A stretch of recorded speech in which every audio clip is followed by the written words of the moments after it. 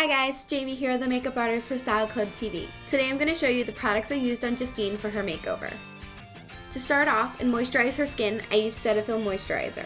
To prep her eyes, I used Lorac Behind the Scenes Eye Primer. On her full lid, I used MAC Brule. To highlight her brow bone, I used MAC Rice Paper. For her crease and onto her lid, I used MAC Wedge. To line her lid, I used Maybelline Eye Studio Cream Liner in Blackest Black.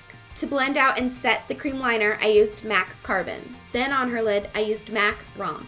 To fill in her brows, I used MAC Wedge. I then went in with a Q-tip and Caudalie cleansing water and cleaned off eyeshadow fall from under her eye. I then prepped her skin for foundation with Smashbox Photo Finish Foundation Primer. Using my beauty blender, I applied a combination of MAC MatchMaster Foundation in 1 and 1.5. For her under eye, I used MAC Prep and Prime Highlighter in Light.